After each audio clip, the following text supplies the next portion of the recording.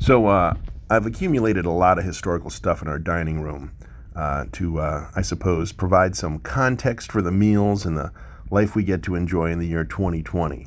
Now, we don't really eat in the dining room much because the dining room table is usually full of laundry, mail, and other things, but at least we can walk through this room and into the kitchen and see some things that can help us appreciate our place in the timeline of history. So here it is, the story of human progress told through about 24 objects in our dining room. This is a tetradrachma. It's a coin minted in the Periclean Golden Age of Greece around 425 BC. The Greeks practiced democracy and elevated knowledge and public discourse, and so the head of this coin shows Athena, the goddess of justice and wisdom. The tail of the coin is Athena's owl, and this part is interesting. Notice that the head of the owl has been cut through the middle. The cut was made to make sure the coin was silver through and through, and not a debased version filled with bronze or another less valuable metal. The placement of the cut through the head is suspected to be due to resentment of Greek power, and the cut was made where it was to show defiance to Greek influence. This coin became the first widely accepted international coin, allowing commerce among all the nations in the region, even among enemies of Greece, for over 300 years. It's also one of the first coins, if not the first coin, to have a head and a tail, meaning a side with a human head on one side and an animal depiction on the other. Since the ancient Greeks founded philosophy as a rigorous discipline, even in the Roman Empire that followed afterwards, educated people were expected to speak fluent Greek as well as Latin, so they could read the great Greek philosophers in their original language. And when the Western Roman Empire fell, the Eastern Roman Empire continued, with its people taking up Greek as their primary language. The ancient Greek Empire was followed by the Roman Empire, which saw a continued flourishing of learning, with philosophers continuing to ask important questions about how the world works.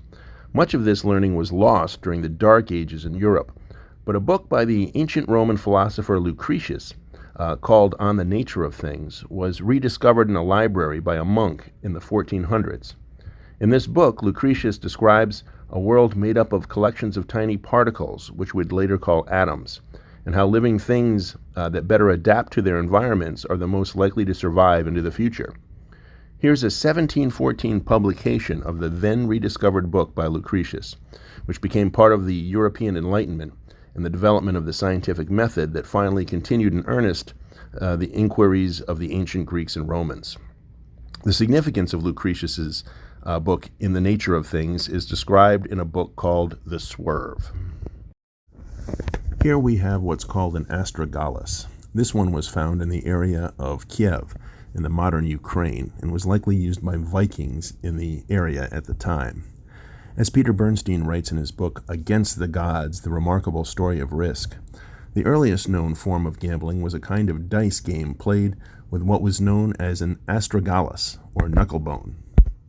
This early ancestor of today's dice was a squarish bone taken from the ankles of sheep or deer, solid and without marrow, and so hard as to be virtually indestructible. Astragali have surfaced in archaeological digs in many parts of the world. Consider the games played with astragali, the bones used as dice. These objects were oblong, with 2 narrow faces and 2 wide faces. The games usually involved throwing 4 astragali together. The odds of landing on a wide face are obviously higher than the odds of landing on a narrow face, so one would expect the score for landing on a narrow face to be higher than the score for landing on a wide face.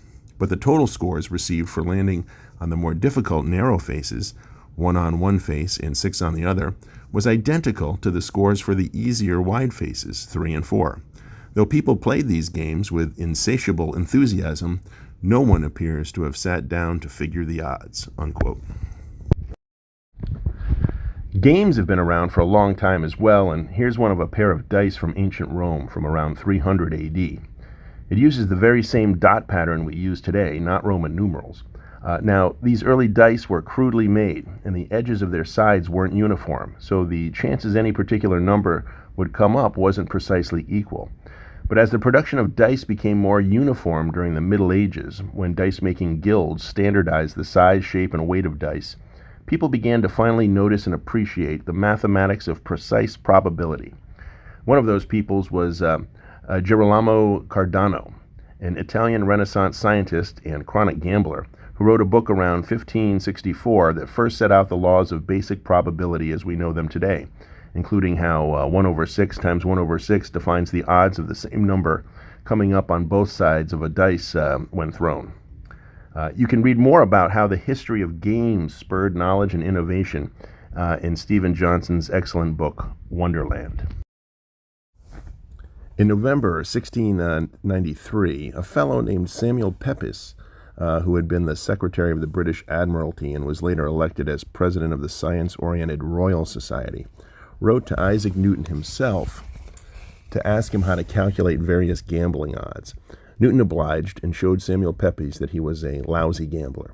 The great mathematician and scientist Isaac Newton was the head of the Royal Mint for the last 30 years of his life, where he helped stabilize British finances.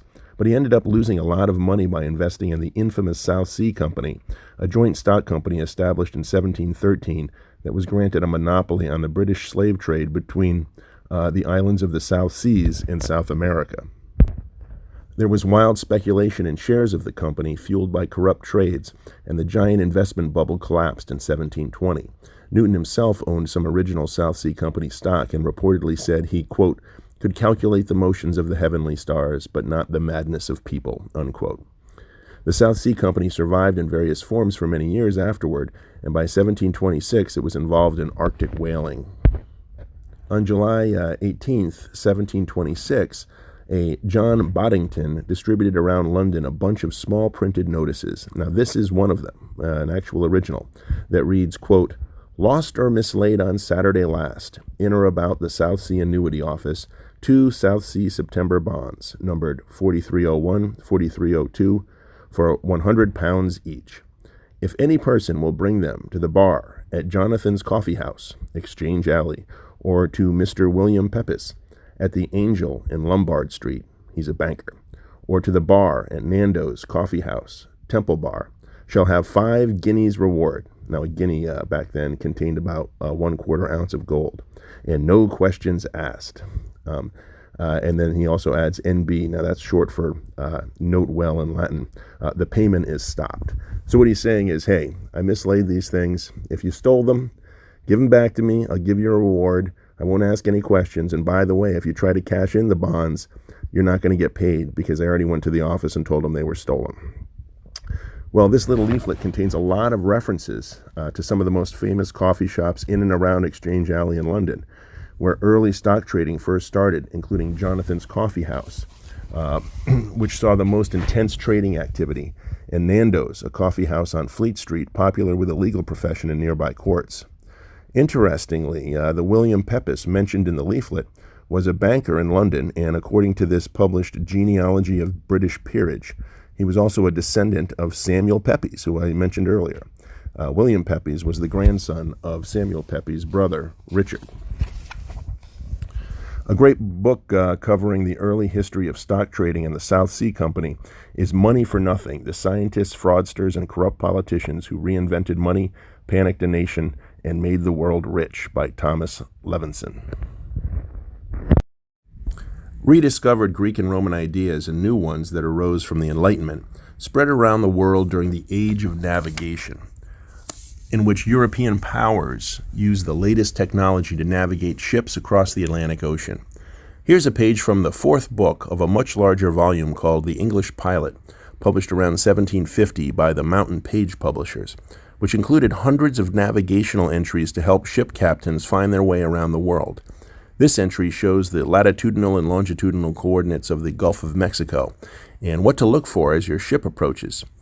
This was the best ship captains could do as far as navigational aids went before our modern global positioning systems were developed. This expansion of international trade around the world spurred the growth of corporations, including England's East India Company, a unique private company authorized by the English government to act as an arm of the government and expanding trade and influence into India. The East India Company helped deliver dyed Indian calico cloth to England, which was adopted by the middle class as well as the aristocracy in a way that helped lead to the blurring of class distinctions and greater democratization. The company also ran a huge trade in pepper, one of the most in-demand commodities of the time, and other spices. The East India Company had its own army, and it minted its own coins, including this one here, a 1773 copper double pice. You can see Bombay in the crown of the King of England, at the time King George III. The same year this coin was minted, a man named Thomas Law started work for the East India Company as a clerk. He later worked his way up to become a revenue collector and judge for the company in India, and still later an influential writer on economics.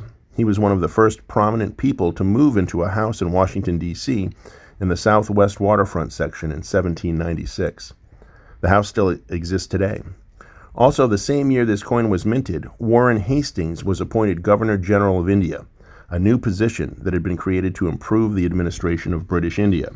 Hastings was subject to impeachment proceedings brought by Edmund Burke in the English Parliament. The charges were bogus, and the impeachment inquiry ultimately failed in 1795. Those events and others are described in a book called The Anarchy.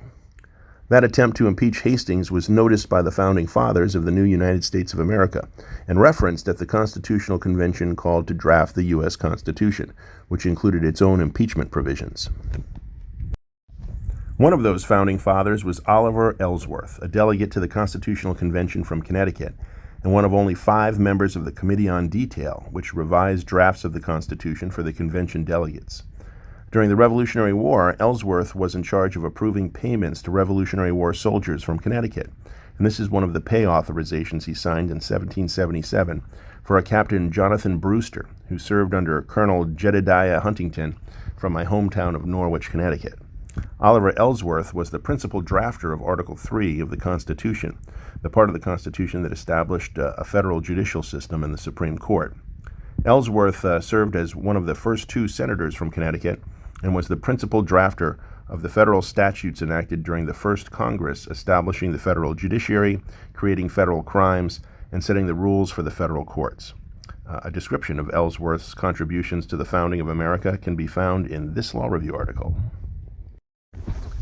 Debates about the extent of the U.S. President's powers and those of Congress began immediately after the ratification of the Constitution. Another great founding father, Alexander Hamilton, served as the first Secretary of the Treasury and was a great supporter of President George Washington, having served as Washington's chief aide during the Revolutionary War. Hamilton went on to engage in a public debate with James Madison in which Hamilton supported a more robust view of presidential power under the Constitution. Here's one of the entries of those debates, written by Hamilton under the pseudonym Pacificus, that appeared in a Boston newspaper in 1793. And below this is the front page of a 1792 issue of the Gazette of the United States, a newspaper that supported Hamilton and other members of the Federalist political party. It contains Hamilton's itemization of the federal debt at the time, which was virtually nothing compared to today's federal debt. Back then, itemizations of the federal debt were front-page news. An envelope signed by Hamilton's political rival James Madison can be found over here. It's a letter from 1822. At the time, former presidents, as was Madison, were allowed to send mail for free by simply signing their name on the envelope. This letter is addressed to a Dr. Cutting, who was Nathaniel Cutting, who then worked with Thomas Law, whom I mentioned earlier, at the Columbian Institute for the Promotion of Arts and Sciences in Washington, D.C. Dr. Cutting was the Institute's secretary, and Thomas Law was one of its vice presidents.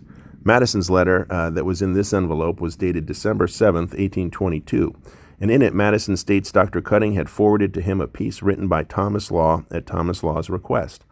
Madison calls Mr. Law, quote, a man of genius, unquote, but he also expresses less confidence than does Mr. Law in the soundness of the government policy of addressing problems by borrowing money. Dr. Cutting himself was an interesting figure. Previously, at the request of President George Washington and then Secretary of State Thomas Jefferson, Cutting had served as a diplomat during the 1793-1794 mission to seek an agreement with the Barbary pirates regarding their treatment of American captives on the high seas. The pirates' practice of kidnapping American sailors and ransoming back to America led to President Thomas Jefferson sending the Marines on their first mission to stop these pirates. Now, the Barbary pirates were essentially Muslim warlords operating out of North Africa. Muslim warlords developed the transatlantic slave trade in Africa, where they enslaved Africans and sold them to people from all around the world for hundreds of years. This is a map from 1851 of Western Africa featuring the routes that transported African slaves captured by African warlords to slave ports in the West. The map was drawn and engraved by J. Rapkin. The vignette illustrations were drawn by H. Winkles and engraved by E. Radcliffe, and it appeared in Tallis's Illustrated Atlas in Modern History of the World, Geographical, Political, Commercial, and Statistical, edited by R. Montgomery Martin, Esquire, published by John Tallis and Company, London and New York. Here we have another Free Frank envelope, this one signed by President Thomas Jefferson's Secretary of the Treasury, Albert Gallatin. The envelope's addressed to a Baltimore customs official, and the letter inside contained instructions on how to enforce various trade laws. Gallatin encouraged President Jefferson to make the Louisiana Purchase, in which Napoleon sold France's territories in America to America. Gallatin arranged the financing for the purchase, the sale of land parcels there, and he helped plan the Lewis and Clark expedition to explore lands west of the Mississippi River.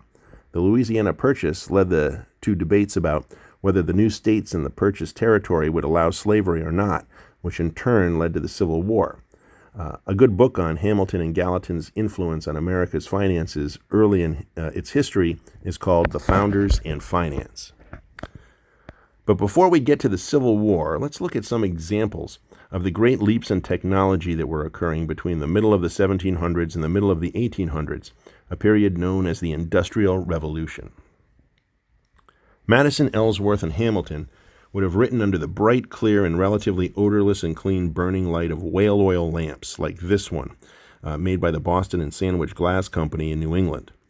But whale oil was later replaced by kerosene, a fossil fuel derived from coal during the Industrial Revolution. The discovery of coal's use as a generator of heat and the use of heat to create power to do mechanical work was one of the most important advances in human history. Now, let's take a great leap back in history to introduce the artifacts to follow. Here's a small part of a fossil from a tree that fell some 350 million years ago in a mudstone bed. You can see the imprint of the tree's bark. This tree fell during the Carboniferous period, a period in Earth's history marked by huge forests that absorbed large amounts of sunlight, capturing the sun's energy and burying it under immense pressure, concentrating that energy in the form of coal. The remains of these trees and other fossil fuels became the coal deposits of North America and England. This fossil, in fact, was unearthed 20 years ago when coal was being mined in West Yorkshire, England. Well, this tree and others helped produce the coal that created the demand for the steam engine, which was originally developed to use the coal in England to turn heat into work done by a machine that helped dig ever deeper coal mines. And here we have an engraving from the first edition Cyclopedia by Abraham Rees, published in Philadelphia around 1810, which shows how the steam engine invented by James Watt operated at the Chelsea Waterworks. There's a great series of lectures on the Industrial Revolution in the Great Courses series here. So this tree fueled the steam engine and the other machines of the Industrial Revolution that began in England and later spread around the world, leading to the creation of industries that resulted in the manufacture of all sorts of fantastic things that have increased human well-being in all the many ways we've seen ever since. The companies that launched the Industrial Revolution weren't just fueled by heat and steam, they were fueled by capital, money invested by other people who shared the hope the company would be successful in return for part of the profits. But many companies didn't succeed and went out of business, causing losses for investors in those companies. If investors couldn't limit their risk of loss, they'd be reluctant to invest in any companies because they wouldn't want to risk losing all of their own money. But something came along that allowed investors to limit their risk of loss. That something was insurance, a form of risk spreading in which an entrepreneur and others could pay a relatively small premium for a big sense of security, knowing their monthly premium payments would pay for coverage of their losses in the event their company failed. Here's an insurance table from 1844, printed by the North British Insurance Company, showing how much you would have to pay in return for a certain amount of insurance coverage. These tables were based on the laws of probability first set out by Girolamo Cardano, who was mentioned before, the Renaissance scientist and gambler who studied rolls of the dice, and by Edmund Halley, who discovered Halley's Comet, but also converted probabilities into tables in 1693, showing the odds of mortality during certain age ranges. Getting probabilities of loss as accurate as possible was essential to workable insurance, because if premiums aren't matched to probabilities accurately, the insurance company will go bankrupt. The machines fueled by coal and steam during the Industrial Revolution powered assembly lines that created uniform, interchangeable parts that put high technology in the hands of ordinary people for the first time in human history. Now, the concepts of interchangeable parts in mass production go way back. Take, for example, this piece from the Qin Dynasty in China, which goes back to around 200 BC, over 2,000 years ago. This is the trigger mechanism for a crossbow. The massive armies of the Chinese Empire used these mass-produced trigger mechanisms to operate crossbows that held off invaders for centuries. And these crossbow parts were uniform and interchangeable, so defective trigger mechanisms could be swapped out quickly on the battlefield for new ones, preventing Chinese armies from being overwhelmed. But China began a policy of isolationism around the 13th century. They purposely cut themselves off from the rest of the world, and this was a policy that lasted into the 20th century. Under this policy, China also cut itself off from the technological innovations that improved on technologies developed around the world. That wasn't the case in the West, including England and America, which brings us to Samuel Colt and his invention of the Colt revolver. The Colt revolver came to be exhibited and sold worldwide, and Colt used the techniques of uniform, interchangeable parts and assembly lines to produce a gun with a revolving reloader that allowed many shots before reloading. This is the hammer mechanism from a model 1851 Colt Navy revolver. It was the preferred gun of Wild Bill Hickok, Buffalo Bill Cody, and Doc Holliday. Endorsed by the Texas Rangers, an American military unit, the Colt revolver became essential for pioneer families who needed a rapid-fire weapon to protect themselves from assaults by larger numbers of potential attackers as they traveled west to settle in the new states and territories of America. A great book on Samuel Colt is Revolver, Sam Colt and the Six-Shooter That Changed America. Colt successfully defended his patent on the revolver from infringement by competing gunmaker Smith & Wesson, and one of Colt's attorneys arguing his case was George Ticknor Curtis, a prominent attorney. Curtis was a historian as well, and this is an original edition of his biography of Daniel Webster, who was an influential member of Congress who was engaged in some of the most important debates preceding the Civil War. George Ticknor Curtis went on to represent Dred Scott in the Supreme Court. Dred Scott was a slave who sued for his freedom in court because he lived in a free state that prohibited slavery under the Missouri Compromise. But the Supreme Court infamously ruled against Scott, declaring he was property that couldn't have the rights of a citizen. That terrible decision helped lead to the Civil War. Opening up the West to settlement under the protection of the Colt revolver also contributed to more disputes about which states should allow slavery and which shouldn't. And before America could enjoy more of the fruits of the Industrial Revolution, it would have to endure a civil war that cost the lives of over 500,000 Americans. Over here is a Union rifle used in the Civil War. It's a Union musket stamped with a U.S. for United States. It was manufactured in 1863 by Alfred Jenkson's son at the Bridesburg Machine Works in Bridesburg, Pennsylvania, for the Union Army.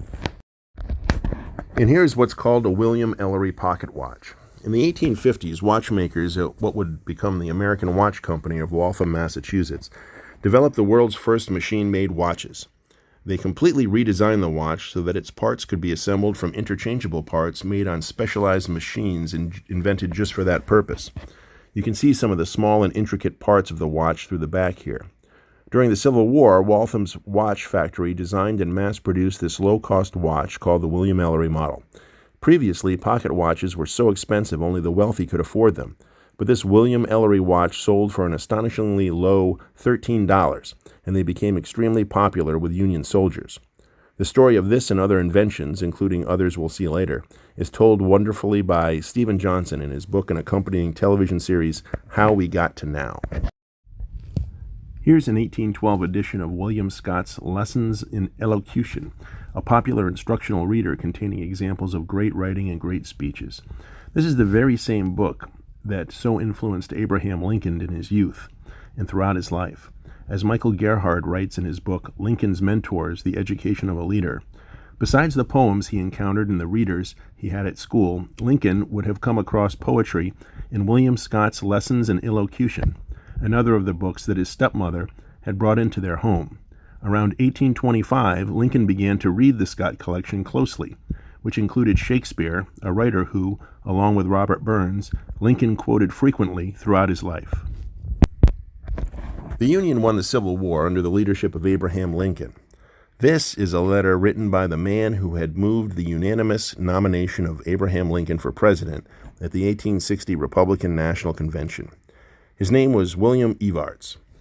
He served as U.S. Secretary of State under Presidents Hayes and Garfield, U.S. Attorney General under President Johnson, and U.S. Senator from New York. He was renowned for his skills as a litigator and was involved in some of the most important legal cases of his day. Evarts was lead attorney for the federal government in the treason prosecution of former Confederacy President Jefferson Davis, the grand jury indictment for which was approved by the first racially integrated federal grand jury in American history, including blacks who were active participants in Republican politics.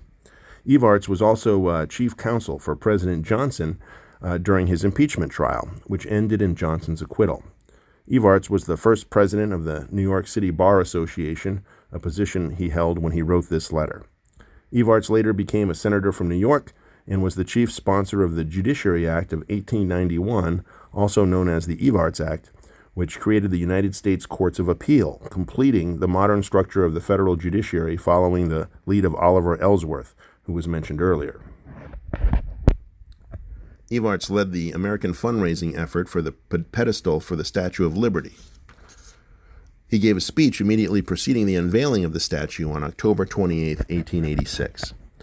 This letter, penned by Evarts, is addressed to George William Childs, the publisher of the Philadelphia Public Ledger newspaper. The letter states, "My dear sir, I regret that my absence at Washington ever since your letter of the 7th has prevented its coming into my hands until this morning. Mrs. Evarts and myself are expecting to come to Philadelphia for the meeting of the Peabody trustees, and it will give me great pleasure to accept your invitation to dinner for Wednesday. Yours very truly, William M. Evarts." The referenced Peabody trustees refers to the trustees of the Peabody Education Fund, established by George Peabody, widely regarded as the founder of modern philanthropy.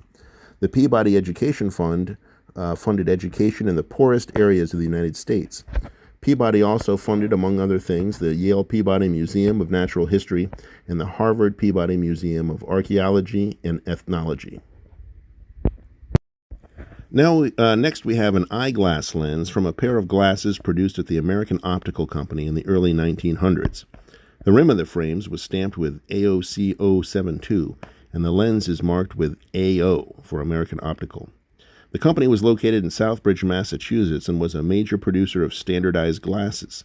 Interestingly, eyeglasses only became really important after the printing press was invented, after which the printed word on the page gave people something small they wanted to look at. Before that, the people didn't think they had much of a need to see small things more clearly. Lenses were, of course, also crucial in the manufacture of telescopes, which exposed the workings of physics on a universal scale, and microscopes, which exposed the workings of things on a microscopic scale, including the role of microbes in the spread of disease. Regarding the spread of disease, in the late 1800s, it was discovered that chlorine could purify water sources in public swimming pools, but it took the wife of a bleach company investor, Annie Murray, to make disinfectants popular for use in people's own homes. Murray came up with the idea of marketing chlorine cleaning products to individual households, and Clorox became sold in these small amber glass bottles to help keep kitchens in the home disease-free, marking a revolution in cleanliness we all appreciate today. The next piece of glass here is a vacuum tube, RCA's Cunningham Type 3944 radio vacuum tube. These devices became a key component of electronic circuits for the first half of the 20th century. They were crucial to the development of radio, television, radar, sound recordings and reproduction, long-distance telephone networks, and analog and early digital computers. They operate by using heat to amplify signals so they can be passed along more easily. They were later replaced by transistors. Here we have a device called a telegraph sounder. It included the first practical application of the electromagnet. When a telegraph message comes in from the electrical wire attached to it, the moving electricity creates a magnetic field that pulls a metal lever down to meet two magnets on the device, and the sounder produced an audible clicking sound representing the short and long key presses, the dots and dashes, which are used to represent text characters in Morse code. A telegraph operator would translate the sounds into characters representing the telegraph message. This is a Western Union Telegraph Company 1B local sounder, 400 or 100 ohms, by J. H. Bunnell, local. The bottom corner of the metal base is stamped with the words Patent, May 7th, 1895. This process of using on or off electrical signals to relay communication was dramatically expanded on by Claude Shannon, an American mathematician, electrical engineer, inventor, and cryptographer who is credited with founding the field of information theory. These are two books from Shannon's own library, which were auctioned off by Kunzer Books on behalf of his estate. The first book is The Chess Reader, and it's signed Claude Shannon on the inside cover, as it was part of his own library. Claude Shannon did research on chess and wrote on programming a computer to play chess in an article titled Programming a Computer for Playing Chess. And here's another book from Shannon's library called Tables, Functions, Formula, Curves. Shannon figured out how to use simple on and off electrical switches and combinations that could store and relay information. And today, millions of such switches are on all small computer chips that make everything from the internet to video games possible. A great book on the history of electronic communication from Morse code to the computers of today is James Gleick's book called The Information. Here we have a good illustration of how a single basic idea can lead to advances as the same technology is applied in more sophisticated ways going forward. First, look at the strips of paper with the holes punched in them. What are they? They were the first method of programming computers. This is how it worked. Claude Shannon came up with the idea that you could communicate information to machines with codes that were transmitted through switches, creating a large number of possible combinations of on-off switches that can represent numbers, ways of performing numerical calculations, and instructions to change the colors on a screen. That code was called binary code, which is codes of zeros and ones, where 0 means the switch is off and 1 means the switch is on.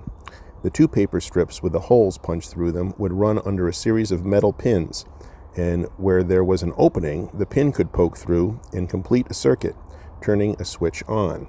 If there wasn't a hole in the paper, the circuit would remain switched off. In this way, codes were transmitted to early computers. Now look at the top strip, which is a French satin ribbon used as hat trim. It's called a Jacquard ribbon, named after Joseph Jacquard, who used essentially the same system of punch cards in 1801 to allow pins with thread attached to either go through the hole or not go through the hole, depending on the color of the thread you wanted to use to make patterns on textiles. It looked like this. And it resulted in switching threads to make a pattern like this. Now back to paper punch strips used by early computers. Eventually, people figured out you could cut up these strips into separate programs that could be coded once and then popped into other programs multiple times. In fact, the diagonal arrow you see in the blue strip was used to help people piece back together a pile of cut-up coded strips they may have dropped on the floor and put them back together in the original sequence if they needed to, lining up the diagonal line as a guide. Now at the bottom of this frame is an IBM Standard Assembler card for use in the early IBM 360 computers. This card was used to translate, or assemble, binary codes of zeros and ones into simple commands in English, and vice versa, so more people could more easily learn to code using the English language, which of course they were more familiar with. Here are some instructions from a manual on how to use the card. This system resulted in the programming languages we use today to program computers. Regarding video games, here's an original Rolling Stone magazine issue dated December 7th, 1972, featuring a famous article about the first major video game tournament with players competing for the high score in an early video game called Space Wars. This article predicted the future immense popularity of video games. Here to represent flight is a letter from Eddie Rickenbacker, thanking an Ohio public school administrator for recognizing his contributions to aviation. Rickenbacker was an American fighter ace in World War I and a Medal of Honor recipient. With 26 aerial victories, he was the United States' most successful fighting ace in World War I. He was also a race car driver, car designer, a military consultant, and a pioneer in air transportation, particularly as the longtime head of Eastern Airlines. Eastern Airlines ran much more frugally and efficiently than any other airline. One airline executive said, quote, "Eastern's costs were simply on a different plateau," unquote, and much lower than those of other carriers. But at the time, under heavy federal regulation, price cutting was virtually outlawed, and Eastern then couldn't do what Walmart does today, namely transform savings into lower prices and more customers. But Rickenbacker tried admirably, refusing to accept federal taxpayer money. And here's the most modern thing in the room and appropriate for the dining room, a Thermo King temperature gauge from its early years in the 1940s. Thermo King Corporation makes transport temperature control systems for trucks, trailers, shipboard containers, and railway cars.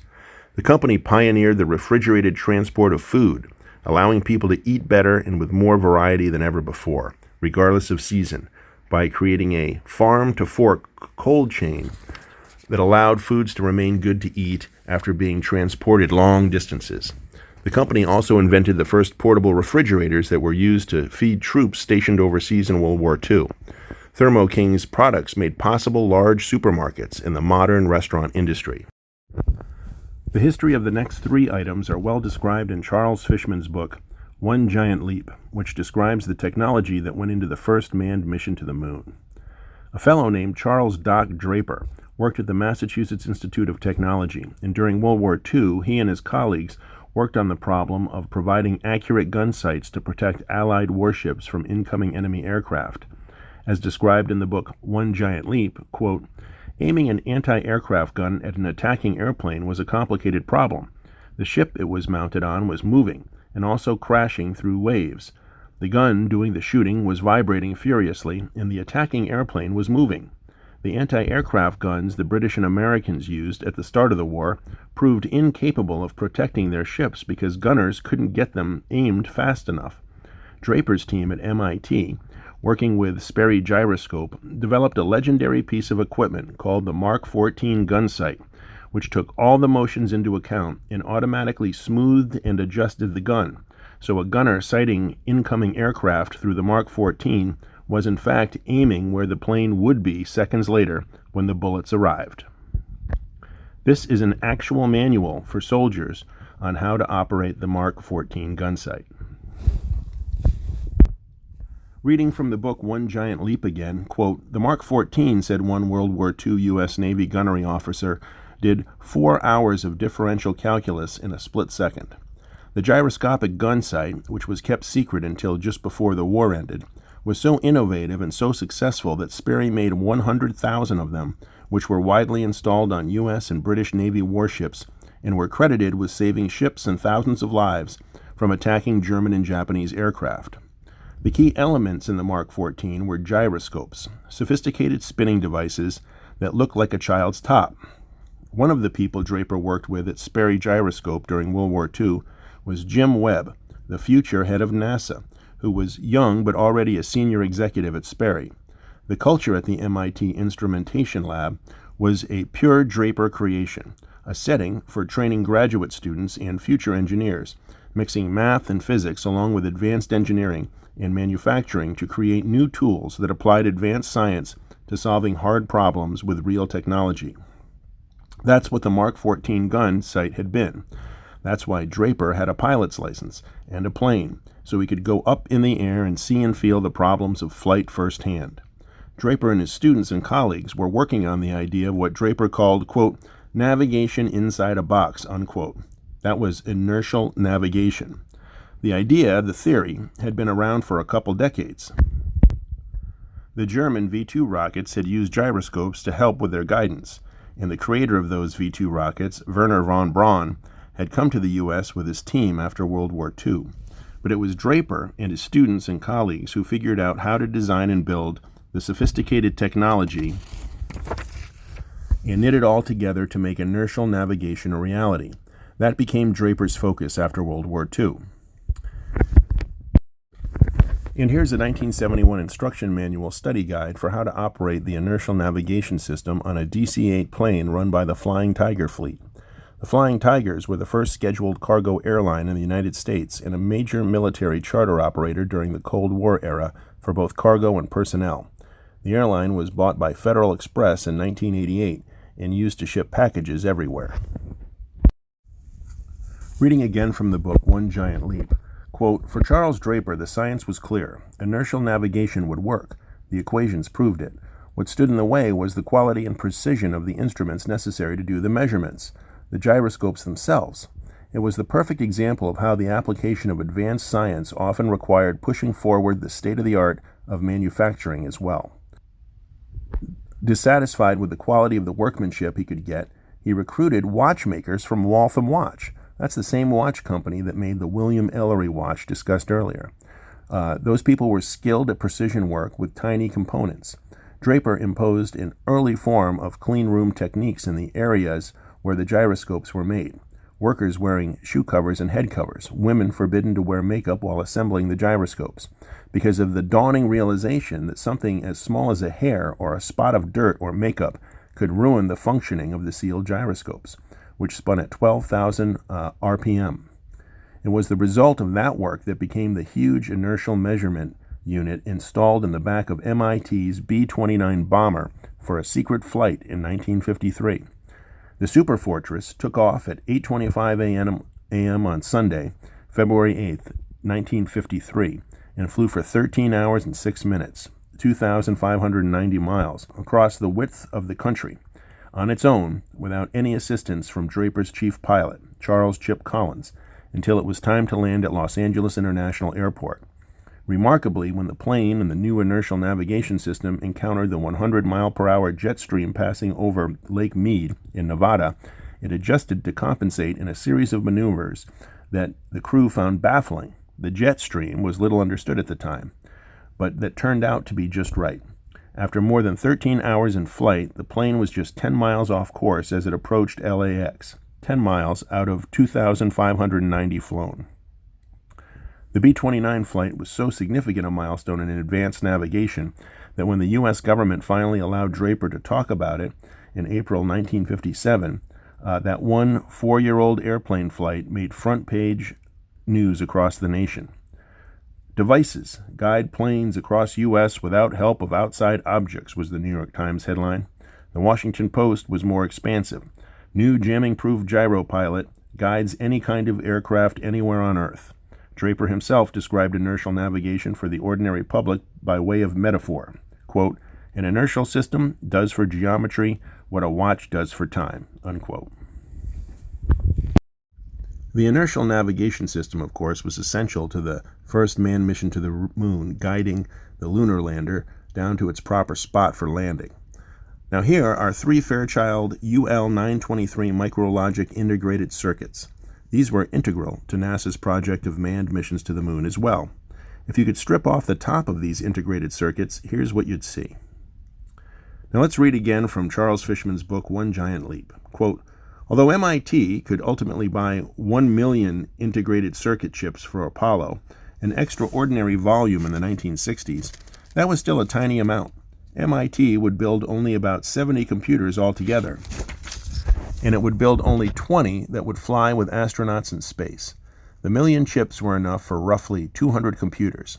That's why the instrumentation lab was simultaneously insistent on a whole new standard of quality and also worried about who would supply the chips. The instrumentation lab picked Fairchild. That way, one company got all the business. They picked a single chip from Fairchild for simplicity of design and manufacturing in the Apollo computer, and again, to give Fairchild maximum output of a single product.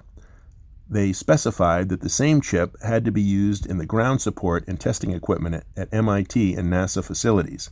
Even so, Fairchild actually dropped the particular chip MIT was using, the MicroLogic, right in the middle of the race to the moon because it was becoming outdated.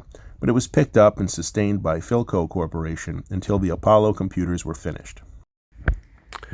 And now to round out our tour is this limited edition ticket to the House Judiciary Committee hearing room for the day the U.S. House of Representatives had a hearing on constitutional impeachment standards during the proceedings of the impeachment of President Donald Trump. Like the failed 1795 English impeachment of the Governor-General of India, Warren Hastings, whom we heard about earlier, this impeachment deserved to fail as well.